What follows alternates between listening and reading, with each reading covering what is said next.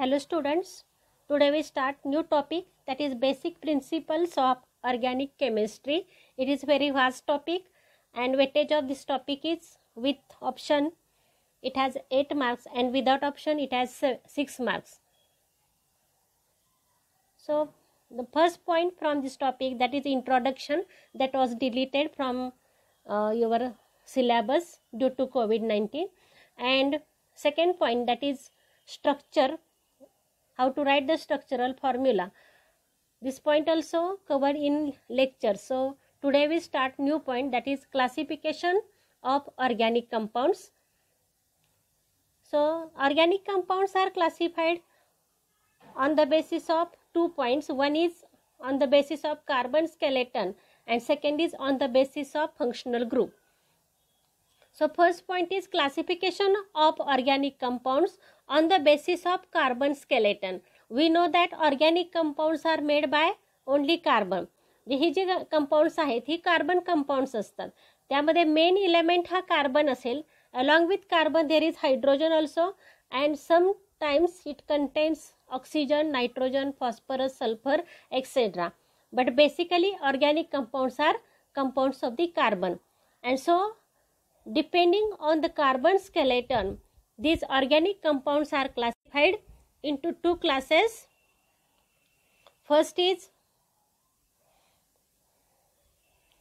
aliphatic or acyclic compounds and second is cyclic compounds. Aliphatic means open chain compounds. These are also known as a acyclic compound. And second class is cyclic compound. Cyclic compounds are also known as ring compounds or closed chain compounds. म्हणजे organic compound जे आहे त्याचं classification आपण बघतोय. हे classification 2 पद्धतीने केलं जातं. पहिली पद्धत आहे की कार्बन स्केलेटन कसं आहे त्यानुसार, म्हणजे कार्बनचे जे ॲटम्स आहे ज्याच्यापासून ऑर्गॅनिक कंपाऊंड बनलेलं आहे त्याची मांडणी कशी आहे त्यानुसार आपल्याला हे क्लास आहेत, हे क्लासिफिकेशन आहे. तर on the basis of carbon skeleton, mainly these organic compounds are classified into 2 classes, open chain and closed chain. आता त्याच्या नावातच आहे की एक कंपाऊंड कसं आहे तर ओपन चेन आहे, म्हणजे कार्बनची जी चेन आहे ही ओपन असेल त्यांनाच काय म्हटलं जातं तर ॲलिफॅटिक किंवा असायक्लिक कंपाऊंड. तर दुसरा जो क्लास आहे हा आहे सायक्लिक किंवा क्लोज्ड चेन कंपाऊंड्स. आता जे सायक्लिक कंपाऊंड्स आहेत तर ह्या सायक्लिक कंपाऊंडचे पुन्हा 2 क्लास आहेत. एक तर ते सायक्लिक किंवा रिंग कंपाऊंड आहे त्यामध्ये फक्त कार्बन असतील, म्हणजेच रिंग जे आहे that contains carbon atoms only, त्यांना आपण होमोसायक्लिक किंवा कार्बोसायक्लिक कंपाऊंड्स म्हणतो. तर दुसरा जो क्लास आहे त्याचा हा असतो हेट्रोसायक्लिक. म्हणजे सायक्लिक कंपाऊंड 2 प्रकारचे असतात, होमोसायक्लिक अँड हेट्रोसायक्लिक. होमोसायक्लिक, होमो म्हणजे सेम, एकाच प्रकारचे ॲटम्स आहेत त्या रिंगमध्ये आणि हे कोणते असतात तर कार्बन असतात, म्हणून ह्यालाच काय म्हटलं जातं कार्बोसायक्लिक कंपाऊंड्स म्हटलं जातं. तर हेट्रो याचा अर्थ आहे डिफरंट, म्हणजे त्या सायक्लिक कंपाऊंडमध्ये रिंगमध्ये ॲटलिस्ट 1 हेट्रो ॲटम असेल तर त्याला म्हटलं जातं हेट्रोसायक्लिक कंपाऊंड. आता या होमोसायक्लिक आणि हेट्रोसायक्लिक कंपाऊंड जे आहेत त्याचं पुन्हा क्लासिफिकेशन आहे. होमोसायक्लिक कंपाऊंड्स आहेत ही 2 प्रकारचे असतात, ॲलिसायक्लिक अँड ॲरोमॅटिक. ॲलिसायक्लिक म्हणजे काय तर त्याच्या नावामध्ये ॲली शब्द हा ॲलिफॅटिक पासून आला आणि सायक्लिक शब्द हा सायक्लिक कंपाऊंड पासून आला. जे ह्या दोन्हीचं कॉम्बिनेशन असणारा हा आहे ॲलिसायक्लिक. म्हणजे स्ट्रक्चर त्याचं कसं आहे तर सायक्लिक स्ट्रक्चर असतं, but properties are like aliphatic compound.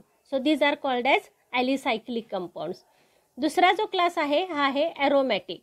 Aromatic he compound सुद्धा सायक्लिकच असतात, फक्त ही त्याला एक्स्ट्रा स्टॅबिलिटी असते आणि ही रिंग कंपाऊंड्स असतात की ज्यांचं स्ट्रक्चर हे बेन्झिन लाईक असतं. आता ह्या ॲरोमॅटिक कंपाऊंडचे पुन्हा 2 प्रकार आहेत, benzenoid aromatic compound and non benzenoid aromatic compound. Benzenoid याचा अर्थ ज्या ॲरोमॅटिक कंपाऊंडमध्ये बेन्झिन लाईक स्ट्रक्चर असेल तर त्यांना आपण बेन्झिनॉइड ॲरोमॅटिक कंपाऊंड्स म्हणतो. तर नॉन बेन्झिनॉइड्समध्ये स्ट्रक्चर जे आहे हे बेन्झिन सारखं नसेल, बेन्झिनची रिंग यामध्ये नसेल. आता हेट्रोसायक्लिक कंपाऊंड जे आहेत याचं सुद्धा पुन्हा 2 क्लासमध्ये क्लासिफिकेशन होतं, heterocyclic aromatic compounds and heterocyclic non aromatic compounds. म्हणजे हेट्रोसायक्लिक कंपाऊंड्स ही ॲरोमॅटिक असतील किंवा नॉन ॲरोमॅटिक असतील. आता आपण 1 बाय 1 प्रत्येक क्लास इथं बघणार आहे. पहिला क्लास आहे असायक्लिक किंवा ॲलिफॅटिक किंवा ओपन चेन कंपाऊंड्स. म्हणजे असायक्लिक, सायक्लिक नसणारे, ॲलिफॅटिक, आणि त्याला तिसरं नाव काय आहे, ओपन चेन कंपाऊंड्स. याच्या नावामध्येच आहे की चेन कशी याची ओपन आहे. That means first and last ends are not join together. That is called as open chain compounds. So these molecules have chain of the carbon atom. ही साखळीसारखे structure असेल. सो these molecules have chain of the carbon atoms. म्हणजे ह्या कंपाऊंड्समध्ये जर आपण molecule घेतला open chain कंपाऊंडचा, तर त्या ओपन चेन कंपाऊंडचा मोलेक्यूल कसा असेल, which have chain of the carbon atoms.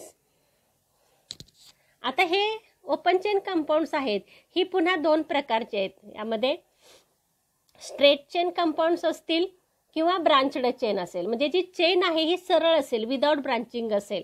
याचा अर्थ काय, तर त्यामध्ये जे कार्बन ॲटम्स आहेत हे एका किंवा जास्तीत जास्त 2 इतर कार्बन ॲटम्सला अटॅच असतील, तर त्याला म्हटलं जातं स्ट्रेट चेन कंपाऊंड्स. म्हणजे आपण इथे एक्झाम्पल घेऊ. समजा हा प्रोपेन आहे, तर या प्रोपेनमध्ये आपल्याला काय दिसते, तर हा जो कार्बन आहे हा दुसऱ्या एकालाच अटॅच आहे. हा कार्बन जो आहे हा इतर 2 कार्बनना अटॅच आहे, आणि हा जो कार्बन आहे हा एकालाच अटॅच आहे. म्हणजे स्ट्रेट चेन कंपाऊंड्समध्ये काय असतं, carbon atoms are bonded to one or two other carbon atoms. म्हणजे दुसऱ्या एकाला किंवा दोघांनाच अटॅच असेल. Straight chain compound means the compounds in which carbon atoms are bonded to one or two other carbon atoms. For example, propane.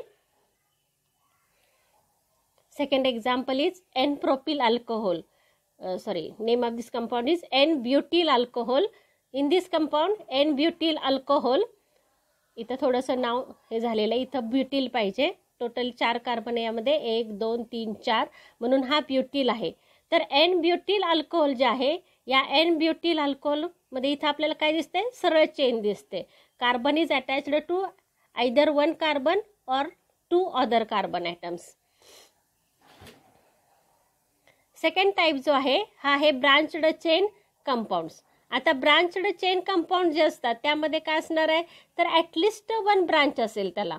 म्हणजे ही जी सरळ chain आहे याला एखादी दुसरी ब्रांच असेल तर त्याला आपण काय म्हणणार, ब्रांचड चेन कंपाऊंड्स म्हणणार. आता ब्रांच असेल तर काय होईल, तर एखादा कार्बन हा जेव्हा ब्रांच असेल तेव्हा 3 किंवा 4 कार्बनला तो अटॅच असेल. So at least these are the compounds in which at least 1 carbon is bonded to 3 or 4 other carbon atoms.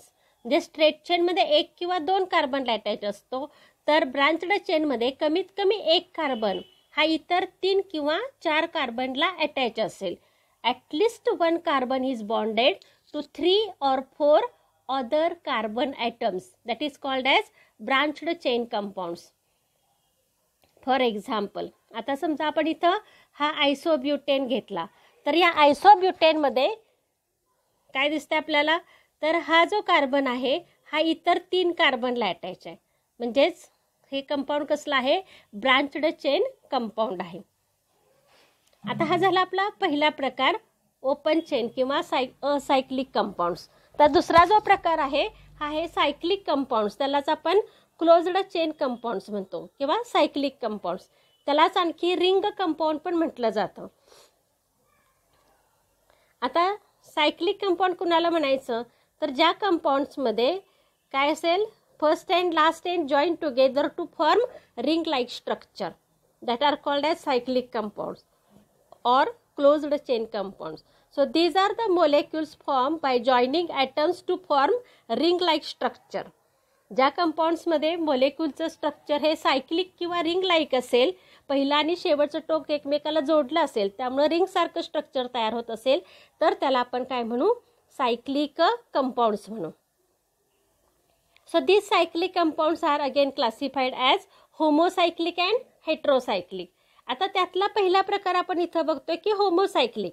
होमोसायक्लिक जे आहे त्यालाच काय म्हटलं जातं, कार्बोसायक्लिक. आणि दुसरा प्रकार असतो हेट्रोसायक्लिक. आता होमोसायक्लिक म्हणजे काय, तर ring is made of only carbon compounds. म्हणजे त्यामध्ये जी रिंग आहे ही पक्षांनी त्याचा जो मेंबर आहे हा कोण असेल, कार्बन असेल. So ring is made by only carbon compounds, then it is called as a homocyclic or carbocyclic compound. आता हे जे होमोसायक्लिक कंपाऊंड्स आहेत त्याचं पुन्हा क्लासिफिकेशन केलं जातं. तर होमोसायक्लिक कंपाऊंड्स ही एकतर ॲलिसायक्लिक असतात किंवा ॲरोमॅटिक असतात. मगाशी आपण बघितलं ट्री डायग्राममध्ये. ॲलिसायक्लिक कंपाऊंड्स म्हणजे काय, तर alicyclic compounds are cyclic compounds which exhibit properties similar to those of the aliphatic compound. म्हणजे त्यांचा स्ट्रक्चर जे आहे हे सायक्लिक आहे, but their properties are similar to those of the open chain compounds or aliphatic compound. So that are called as alicyclic compounds. आता याचं example काय, तर cyclopropane, cyclobutane, cyclopentane, these are examples of the alicyclic compound. So this is cyclopentane. ज्याचं structure आपल्याला कसं दिसतंय, cyclic दिसतंय, पण याच्या प्रॉपर्टीज कशासारख्या असतात, ओपन चेन सारख्या असतात. त्यांना म्हटलं जातं ॲलिसायक्लिक. हे सायक्लोपेंटेन आहे, यामध्ये 5 कार्बन आहेत आणि हा जो षटकोन दिसतो आपल्याला याच्या प्रत्येक कॉर्नरला 1 कार्बन असतो. याचा अर्थ हे सायक्लोहेक्झेन आहे, 6 कार्बन असणारं सायक्लिक कंपाऊंड आहे. आता आपण दुसरा प्रकार बघणार आहे, ॲरोमॅटिक कंपाऊंड्स. आता दुसरा जो टाईप आहे, जसा ॲलिसायक्लिक आहे तसा दुसरा काय, ॲरोमॅटिक आहे. तर ॲरोमॅटिक कंपाऊंड जे असतात दे हॅव स्पेशल स्टॅबिलिटी. म्हणजे ही सायक्लिक कंपाऊंड आहेत पण ही अनसॅच्युरेटेड असतात, म्हणजे त्यामध्ये डबल बॉन्ड असतो आणि त्यामुळं अनसॅच्युरेटेड असून सुद्धा यांच्याकडं स्पेशल अशी स्टॅबिलिटी असते. आता ही स्टॅबिलिटी त्यांची जी आहे हे आपण नंतर अभ्यासणार आहे. फक्त आत्ता तुम्हाला या टॉपिकमध्ये एवढंच लक्षात ठेवायचं आहे की aromatic compounds have special stability. त्यांचं generally they have benzene like structure or benzene like properties. म्हणजे त्यांच्या प्रॉपर्टीज ह्या बेन्झिनसारख्या असतात किंवा त्यांचं स्ट्रक्चर हे बेन्झिनसारखं असतं generally. And they have 4n+2 पाय इलेक्ट्रॉन्स. म्हणजे डबल बॉन्ड जे आहेत ह्या डबल बॉन्डमध्ये जे पाय बॉन्ड्स तयार होतात, ह्या पाय बॉन्ड्समध्ये जे इलेक्ट्रॉन्स असतात त्यांना पाय इलेक्ट्रॉन्स म्हटलं जातं. आणि यांची संख्या किती असली पाहिजे, 4n+2 एवढे पाय इलेक्ट्रॉन असेल तर ते कंपाऊंड काय असतं, ॲरोमॅटिक असतं.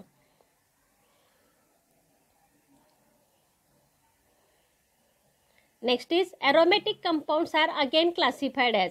पुन्हा याचं आपण क्लासिफिकेशन केलं ॲरोमॅटिक कंपाऊंडचं as a benzenoids and non benzenoids. आता त्याच्या नावामध्येच आहे की ॲरोमॅटिक कंपाऊंड हे स्टेबल आहे आणि आता आपण बघितलं की त्यांचं स्ट्रक्चर जे आहे ॲरोमॅटिक कंपाऊंड्स हे कसं आहे, तर बेन्झिनसारखं असेल किंवा त्याच्या प्रॉपर्टीज बेन्झिनसारख्या असतील. हे अनसॅच्युरेटेड कंपाऊंड्स आहेत पण हायली स्टेबल आहेत आणि जनरली त्यामध्ये 4n+2 एवढे पाय इलेक्ट्रॉन्स असतात. आता जर त्या ॲरोमॅटिक कंपाऊंडला एखादी बेन्झिन रिंग असेल तर त्यांना म्हटलं जातं benzenoid aromatic compounds. So these are the aromatic compounds containing benzene ring that are called as a benzenoid aromatic compound. For example benzene and naphthalene. आता इथं आपण बघितलं तर हे जे बेन्झिन आहे षटकोनी रिंग आहे आणि अल्टरनेट डबल बॉन्ड आहे. म्हणजे टोटल यात 3 डबल बॉन्ड आहेत म्हणजे 6 पाय इलेक्ट्रॉन्स असतात. म्हणजे आपण इथं यांची किंमत 1 घातली तर 4+2 किती झाले, 6 झाले. 6 पाय इलेक्ट्रॉन्स आहेत म्हणून हा काय झाला, ॲरोमॅटिक कंपाऊंड आहे. तसं आपण इथं नॅफ्थॅलिन घेतलं तर यामध्ये हे 3 आणि 2 असे टोटली 5 काय आहेत, पाय बॉन्ड्स आहेत. म्हणजे 10 काय असतील, त्याच्यामध्ये 10 पाय इलेक्ट्रॉन्स येतील. 4 × 2 घेतला आपण तर 4 × 2 = 8 + 2 ते 10 पाय इलेक्ट्रॉन असले तर हे काय असणार आहे, ॲरोमॅटिक कंपाऊंड असेल. तसं बेन्झिन आणि नॅफ्थॅलिन यामध्ये बेन्झिनसारखं स्ट्रक्चर आहे म्हणून यांना काय म्हटलं जातं, benzenoid aromatic compounds. Second type याच्यामध्ये आहे नॉन बेन्झिनाइड ॲरोमॅटिक कंपाऊंड्स. जर त्यामध्ये बेन्झिन रिंग नसेल, aromatic compound which do not contains benzene ring that are known as a non benzenoid aromatic compounds. For example ट्रोपोन.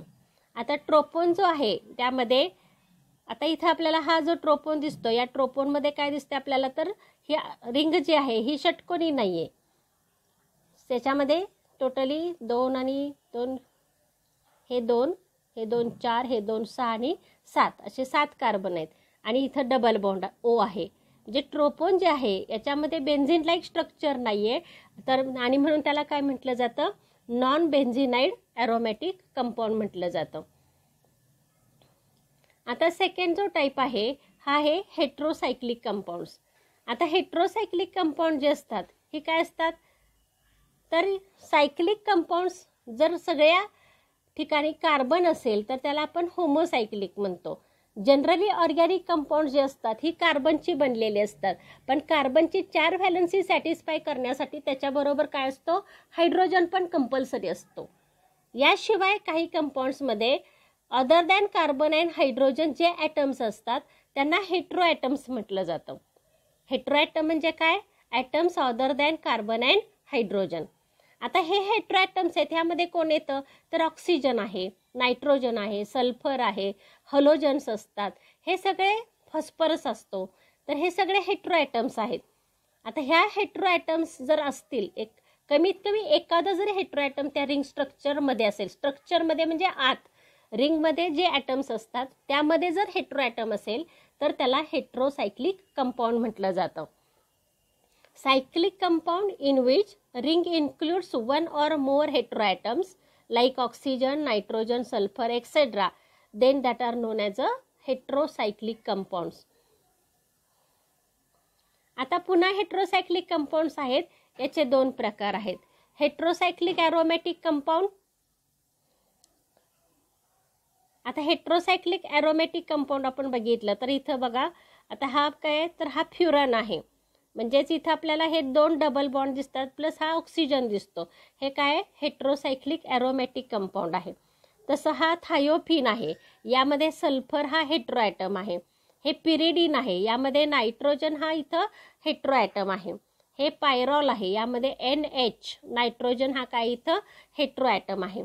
तर असे जे कंपाऊंड्स आहेत जे ॲरोमॅटिक आहेत आणि ज्यामध्ये काय, तर हेट्रो ॲटम आहे त्यांना काय म्हटलं जातं, हेट्रोसायक्लिक ॲरोमॅटिक कंपाऊंड. आता तुम्हाला असं वाटत असेल की इथं 2 बॉन्ड आहेत, 2 बॉन्ड म्हणजे 4च पाय इलेक्ट्रॉन्स आले, मग हा ॲरोमॅटिक कसा, तर इथं हे 2 असले तरी ऑक्सिजन जो आहे तर ह्या ऑक्सिजनवरती लोन पेअर असते, त्यामुळे आपल्याला इथं 2 + 2 4 आणि 2 6 पाय इलेक्ट्रॉन झाले, तर हा काय झाला, ॲरोमॅटिक कंपाऊंड होऊ शकतो. तसं सल्फरमध्ये पण आहे, नायट्रोजनवरती पण लोन पेअर असते आणि त्यामुळं 4n+2 पाय इलेक्ट्रॉन्स इथे येतात आणि ही कंपाऊंड्स कसे असतात, ॲरोमॅटिक असतात.